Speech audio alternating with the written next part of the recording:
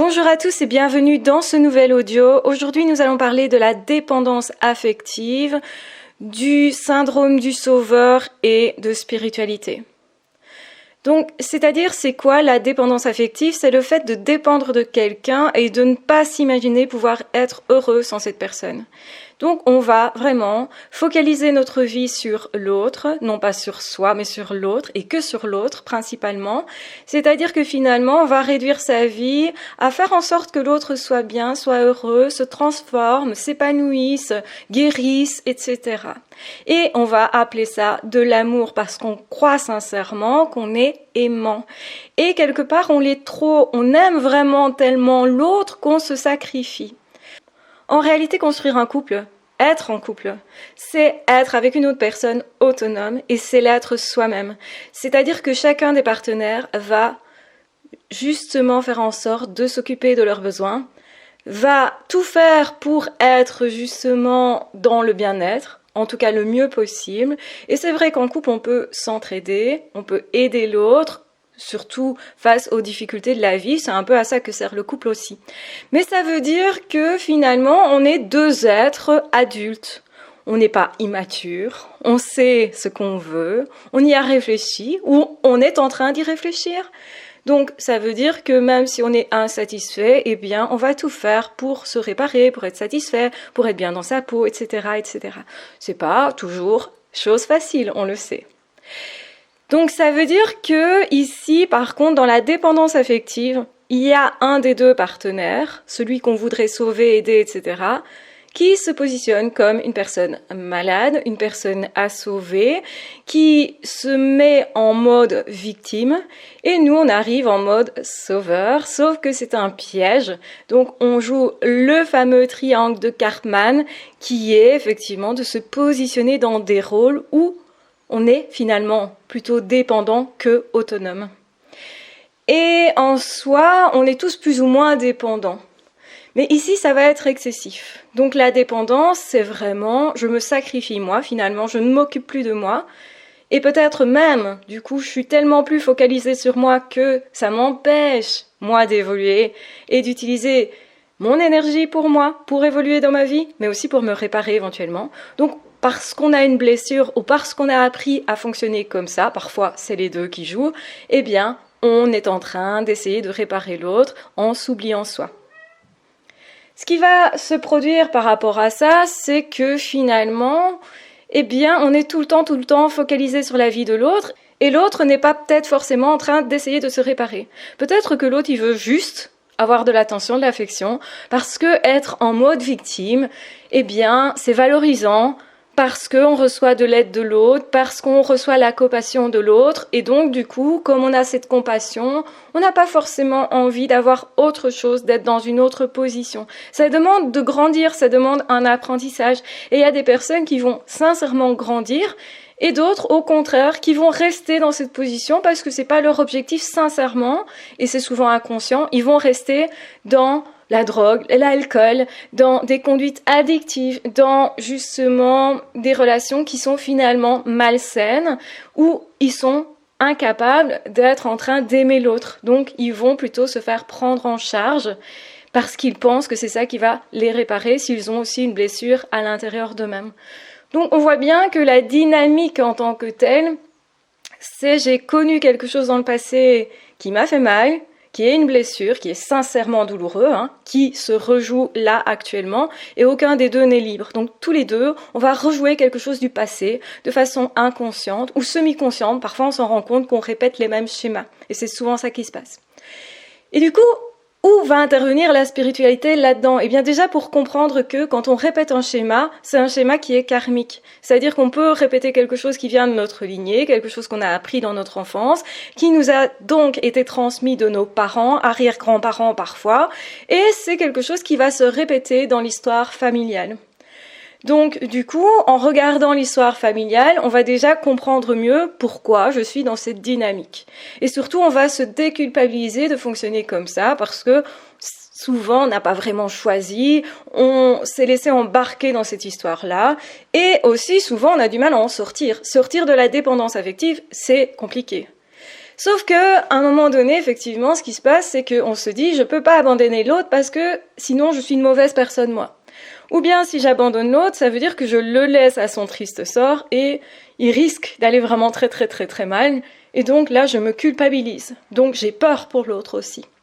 Donc il y a beaucoup de choses qui se jouent sur le fait qu'on ne sorte pas de cette dépendance affective, même quand on a constaté que ça devenait toxique pour nous ou même pour l'autre, et que finalement on est dans une dynamique de couple que l'on ne voulait pas. C'est-à-dire que ce qu'on souhaite, c'est vraiment partager, avoir un couple où on s'échange, où les deux sont bien, où les deux vont bien, où les deux justement passent leur temps, on va dire, à essayer de se satisfaire soi-même et satisfaire l'autre.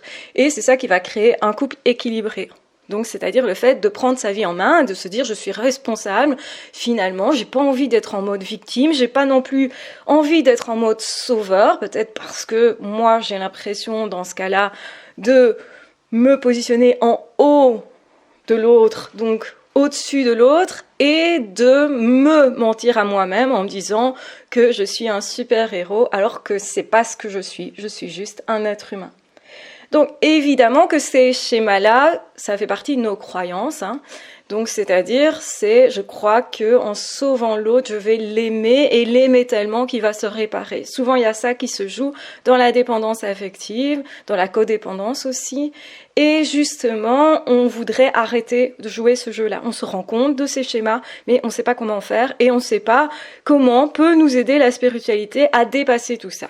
Eh bien, je vais vous donner évidemment les clés. Eh bien, la spiritualité, elle va vous dire, donc, on a tous des chemins de vie sur Terre que nous avons choisis. Parfois, on a des grosses épreuves que l'on s'est mis soi-même. Donc, autrement dit, notre âme a choisi de venir sur cette terre pour apprendre des choses. Et parfois, on s'est franchement chargé, ce qui explique qu'il y a des personnes qui ont quand même des vies compliquées, avec beaucoup de défis. Quand on rencontre des gros défis, on a tendance à se dire « Ah, je suis vraiment maudite, c'est compliqué ma vie, pourquoi moi c'est pas plus simple ?» Eh bien souvent, c'est parce que notre âme, elle a voulu vraiment nous faire évoluer. Et quand je dis notre âme, c'est nous-mêmes. C'est nous-mêmes, mais avec tout ce qu'on connaît de nos vies antérieures et de tout nos connaissances, tous nos acquis passés. Ce qu'on a oublié en s'incarnant, parce que sinon on ne saurait pas vraiment prendre part à l'expérience, on va dire ça comme ça. Donc ici nous sommes venus pour faire des expériences, pour nous expérimenter nous-mêmes, pour nous développer nous-mêmes, et ça explique que dans la vie, eh bien, il y a des contraintes, il y a des défis, il y a des douleurs, donc souvent on apprend dans la douleur. Pas toujours, mais on apprend dans la douleur. Soit on provoque notre crise nous-mêmes en justement prenant conscience de certaines situations, de certains schémas répétitifs et on se dit « Ah oui, comme ce schéma se répète dans ma vie, c'est que je dois apprendre quelque chose par rapport à cet événement-là ou cette situation-là. Peut-être je me retrouve toujours dans une situation de dominant-dominé. Eh bien, peut-être que alors, si j'analyse ma lignée et qu'en plus ça se rejoue, eh bien, que moi, j'ai choisi de m'incarner dans une famille qui rejoue justement cette problématique-là. Et donc, pourquoi je suis ici ? Pour libérer ma lignée, donc pour libérer mes ancêtres. Donc, autrement dit, je vais trouver une solution par rapport à ce problème-là, et plutôt que de rejouer ça, je vais faire autrement, et je vais réparer du coup la lignée. Donc c'est toute une entreprise, hein. C'est vraiment quelque chose de très très profond. Vous allez ressentir, oui, ça c'est ma mission de vie, et on en a plusieurs, donc c'est faux de dire, voilà, il faut que je trouve la mienne. Non, vous avez un thème comme ça qui va vous parler, qui va revenir continuellement, et qui va faire qu'effectivement vous allez sentir que c'est important pour vous. Et quand vous sentez que c'est important pour vous, vous posez pas plus de questions, c'est certainement que vous devez travailler là-dessus. Surtout si c'est quelque chose qui vous a fait mal plusieurs fois, dans un couple, en amitié, ou par rapport à d'autres personnes. Donc, certainement, vous avez quelque chose à faire avec ça. Donc, le but, c'est se libérer de la souffrance et se dire, ok, ça a du sens. Ça a du sens parce que je dois trouver une autre manière de faire qui soit saine et qui m'épanouisse. Donc, je vais utiliser mes expériences négatives à la base pour en faire quelque chose de positif. Donc, pour aider les autres ou pour, justement, moi, me grandir d'une façon ou d'une autre, m'épanouir d'une façon ou d'une autre. Donc, quel est mon défi dans ma vie est une chose que je dois me poser comme question pour trouver quel est mon schéma karmique, pourquoi je suis venue sur Terre, donc comment je vais faire aussi pour décanter cette situation-là. Et donc, du coup, ce qui se passe, c'est que on est effectivement tous en mal ou en mal-être avec quelque chose de précis. Et ce quelque chose de précis correspond généralement à nos missions de vie ou notre mission de vie. Et donc se dire aussi, voilà, quand je décide, moi, d'arrêter d'être codépendant, d'être dans la dépendance, dans le je veux sauver l'autre, alors que l'autre, si je fais ça, je ne fais que retarder le moment où l'autre va se dire « Maintenant, c'est à moi à prendre mes responsabilités, à me prendre en main et à me sauver moi-même. » Donc finalement, je retarde la crise en croyant aider l'autre.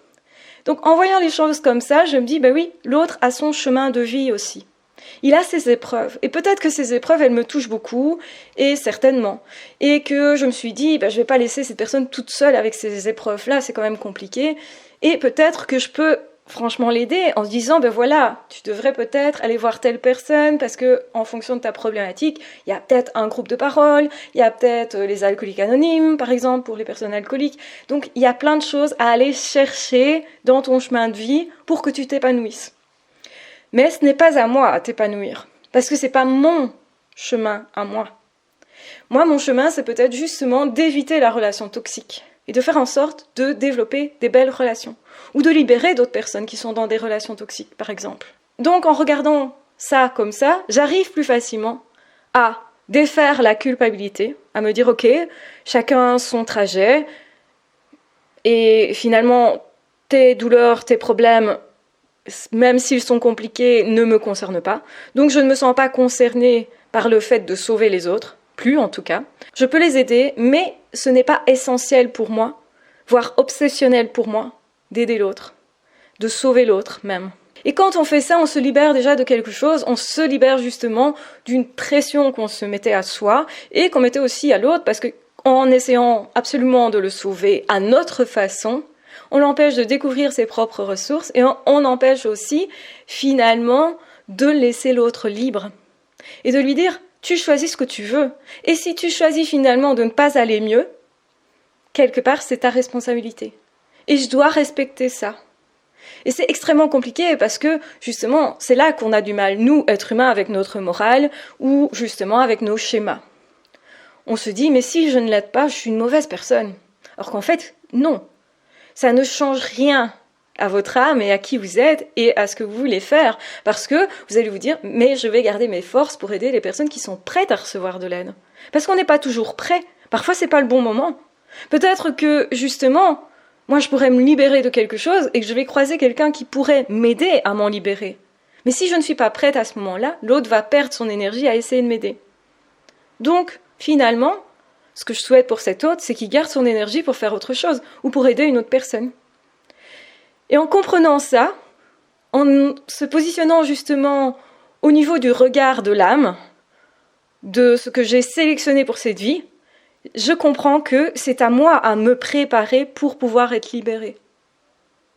Et que nous avons tous ce chemin à faire. Et nous avons tous des complications dans nos vies, et c'est fait exprès, parce que ce sont nos défis. Donc au lieu de regarder les difficultés comme étant que des difficultés, et peut-être pester contre ces difficultés-là, posons-nous cette question, comment je fais avec ça pour grandir ma vie, et pour justement que ça soit l'occasion d'en faire quelque chose de beau et de grand. Et quand je dis de beau et de grand, c'est pour moi et pour les autres. Donc je ne m'oublie pas dans l'équation. Parce que mon âme, elle est venue chercher quelque chose, apprendre quelque chose. Et si je passe mon temps, justement, à faire en sorte que les autres apprennent, mais que moi, je ne travaille plus sur moi, il va forcément me manquer quelque chose, même pour aider les autres d'ailleurs. Je ne serai plus crédible à un moment donné. Et certainement, si je fais ça, c'est pour m'échapper, moi, de mes problèmes. C'est plus facile, en fait, d'aller aider quelqu'un d'autre plutôt que de travailler sur soi. Parce que nos problèmes à nous, ils nous semblent beaucoup plus compliqués. Parce qu'on a le nez dedans. Et parce que justement, émotionnellement, ils nous touchent. Alors que aider quelqu'un d'autre, parce qu'on est peut-être déjà passé par là, ben là c'est plus simple parce qu'on est extérieur, on n'a pas les émotions de l'autre. Donc finalement, on a cette facilité de voir plus facilement les solutions aussi. Ce qu'il faut faire, c'est chercher les solutions pour tout le monde en fait. Pour moi et pour les autres. Parce que si moi je me relève, je vais inspirer quelqu'un à se relever aussi.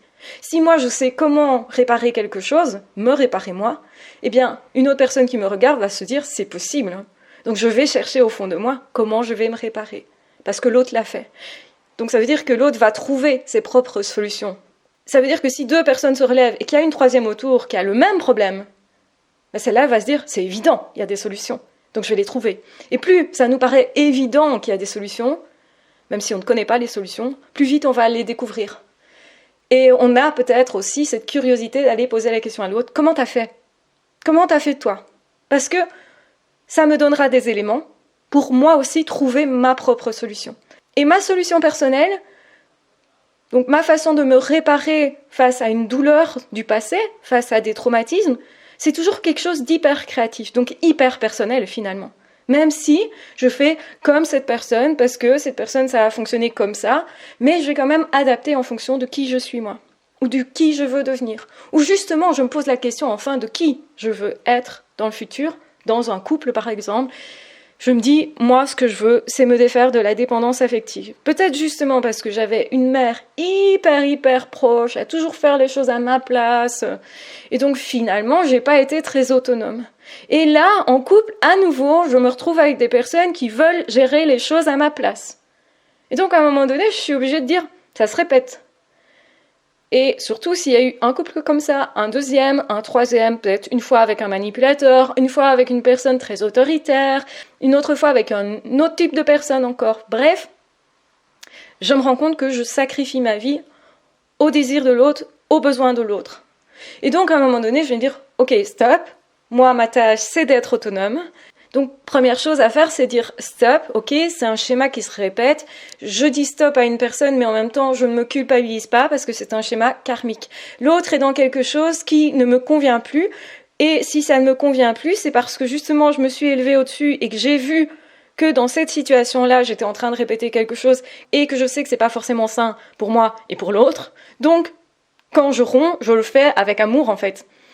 Et quand je décide de me dire « cette personne ne doit pas rester dans ma vie », c'est pas pour rejeter cette personne, ce serait un peu simpliste de se dire ça, c'est plutôt pour me dire « ok, là j'avais un truc à apprendre, je décide par mon courage de dépasser cette épreuve-là ». Et c'est toujours le courage qui va nous faire nous dépasser et qui va élever notre âme et qui va faire justement qu'on va enfin relever le défi qu'on s'était fixé en venant sur Terre. Et évidemment, il y en a plein d'autres. Une vie est remplie de défis. Et peut-être que justement, on croira avoir dépassé assez ce problème-là, cette problématique-là, avoir assez travaillé là-dessus. Et puis, ça va se représenter sous une autre forme. Et on va se rendre compte qu'on n'en a peut-être pas tout à fait fini avec ça. Donc attention à ne pas avoir peur. Si ça se représente, c'est que tout n'est pas encore travaillé. Ça ne veut pas dire qu'il n'y a pas déjà eu plein de choses déjà d'acquis. Et justement, du coup, quand on regarde d'une façon spirituelle sa vie, on peut se dire, ok, j'ai des schémas que je répète, donc je ne me culpabilise pas d'avoir ces schémas-là, mais par contre, je comprends d'où ça vient, je répare ma lignée, et j'honore ma lignée aussi, en me disant, ok, en faisant ça, je dégage mes éventuels enfants, si j'en ai ou pas d'ailleurs, de devoir répéter encore cette problématique-là. Et quelque part, je libère cette lignée-là, je libère d'autres êtres humains aussi, qui vont forcément être inspirés par ce que je viens de faire, de dire. Donc voilà exactement comment on peut s'aider par la spiritualité à devenir moins dépendant, à ne plus avoir ce fameux syndrome du sauveur en se disant « Ok, Dieu s'en occupe de cette personne-là. Je n'ai pas, moi, à devenir une forme de surhomme et à me sacrifier jusqu'à épuisement pour sauver une personne qui n'est peut-être pas prête à être sauvée à ce moment-là. » Et c'est pas moi qui fais le timing. Donc c'est-à-dire que finalement, sur Terre, même si on est hyper autonome, on peut décider plein de choses, il y a aussi des choses qu'on ne peut pas décider. On ne peut pas décider pour les autres. Ce serait même une forme de prise de pouvoir sur l'autre que de décider pour l'autre. Et donc une forme de non-respect. Même si je vois une personne malade et que je sais comment cette personne elle pourrait se guérir, mais qu'elle ne le fait pas, eh bien, c'est peut-être de mon devoir, si je veux, d'aller trouver cette personne pour lui dire « Regarde, le chemin, c'est par là », mais après que cette personne décide d'y aller ou pas, eh ben, c'est pas ma responsabilité. C'est-à-dire qu'en relation, on aura peut-être toujours un peu tendance à essayer de contrôler les choses, maîtriser les choses, et actuellement, on est beaucoup là-dedans. On est dans un monde qui nous dit « Si tu veux, tu peux. Si tu décides quelque chose et que tu apprends des stratégies, eh ben, tu vas savoir construire un couple avec qui tu veux, n'importe quelle personne. Et en fait, c'est faux. C'est un petit peu idyllique de se dire ça, parce que l'autre a aussi son chemin de vie et n'est pas forcément attiré par la même chose que nous, n'est pas forcément prêt à jouer avec nous, en couple par exemple, n'est pas forcément prêt à rentrer dans une relation à ce moment-là. Il y a peut-être d'autres choses qui bloquent justement. Et plutôt que de se désespérer, à se dire « ça ne fonctionne pas comme je voudrais » et à essayer encore plus d'imposer notre désir, eh bien, l'important c'est de pouvoir se dire « ok, je prends du recul, je réfléchis, qu'est-ce qui s'est passé, qu'est-ce que je peux faire de ça ?» Et je vais transformer comme ça tout ce qui m'ennuie. Parce que si ça m'ennuie, c'est justement que j'ai un truc à travailler. Parce que n'oubliez pas que oui, souvent, il faut de la souffrance, de la frustration pour travailler dessus et se poser des questions. Quand tout va bien, on ne se pose pas de questions. On apprend d'ailleurs pas tellement quand tout va bien. Principalement, on apprend quand ça ne va pas, quand on est en souffrance.